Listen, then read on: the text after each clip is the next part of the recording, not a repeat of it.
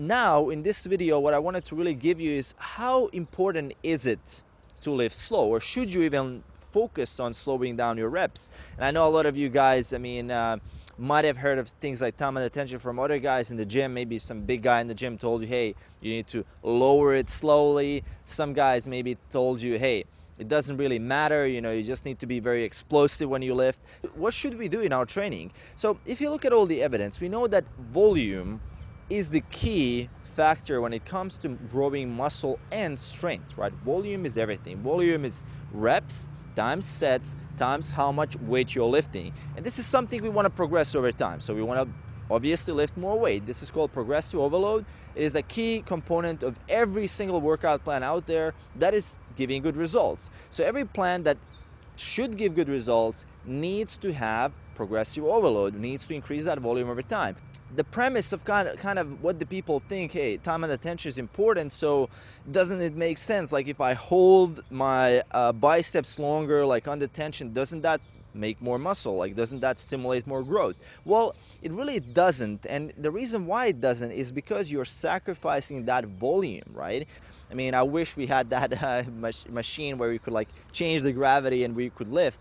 That would be amazing. But in reality is that the time and attention is not as important in our day-to-day training because we can't simply isolate that eccentric part of the movement from the concentric. Like if we had a machine in the gym that would kind of automatically make it harder when we would like lower down the weight and then decrease that weight when we were pushing, that might have been a good solution, because the eccentric obviously does allow us to lift heavier weight. The first thing to know about ARX is that it's motor driven. The machine moves at a constant velocity that can be preset to perform any resistance training protocol.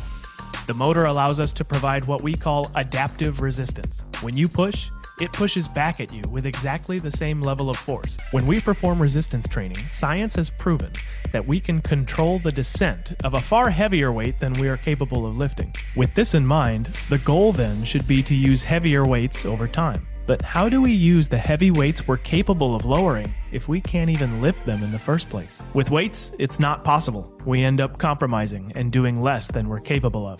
Take a look at this graph of a set of chest press on an ARX machine. Those big peaks in force were produced in the negative or eccentric phase, the type you'd experience as you lowered a weight. This lesser amount in the different color was produced during the positive or concentric phase, the type you'd experience as you lifted a weight. Now the difference between the two is the meat you're leaving on the bone in the gym. Look at this max peak. That's the force you're capable of producing. So if I gave you that amount of weight in the gym, you could lower it once, but then you'd be unable to lift it. Remember, your lifting strength is way down here. So in the gym, what do? You compromise. You lower the weight on the bar just so you can lift it in the first place, which then means you're underloaded on the way down. If you lift 100 pounds, you have to lower 100 pounds, even if you could have lowered much, much more. It takes a lot longer to accomplish what you want to in the gym when you're constantly underloaded like that. I wish we had that machine where we could like change the gravity and we could lift. When the resistance is matched though, and you can go as hard as you like, you can fatigue the target muscles far more quickly. You can achieve any level of resistance instantly and automatically, without a spotter and without stacking plates, all in a reduced amount of time compared to weights. Another huge advantage to matched adaptive resistance is safety. While they are effective, weights are also inherently dangerous.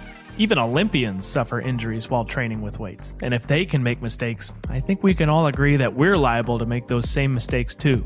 As soon as you lift a weight, you've made a commitment to lower that weight, and it's acting on you 100% of the time through gravity. It's trying to get to the center of the earth, and you're in the way. ARX can never act on you, only in response to you. Also, there's nothing that can fall on you when you're using ARX, and there's a far easier exit strategy if you feel uncomfortable at any time. When you stop pushing, the machine stops pushing, and the resistance instantly drops to zero. And finally, you can now achieve deep levels of fatigue in complete safety.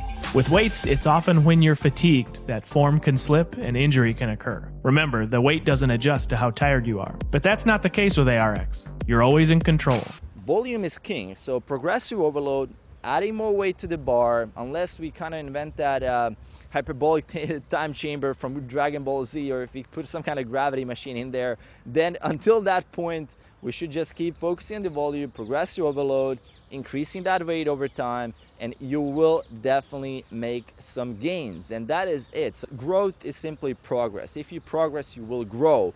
And keep an eye on your progress, log your workouts, make sure that that weight is going slowly up, like very, very small increments, as much as you can. And the final advantage of ARX over other tools is quantification. Sets and reps are useful, but imagine what you can do now that you know maximum force output, rate of work, total amount of work done, and other metrics while being able to compete with a previous performance of yours in real time. Your entire ARX history is saved in your personal profile and is available at any time for visual and numerical comparison. And that's why the studies done on the eccentric type of training have found that, hey, it builds more muscle, right? Because you can do more volume, right? If you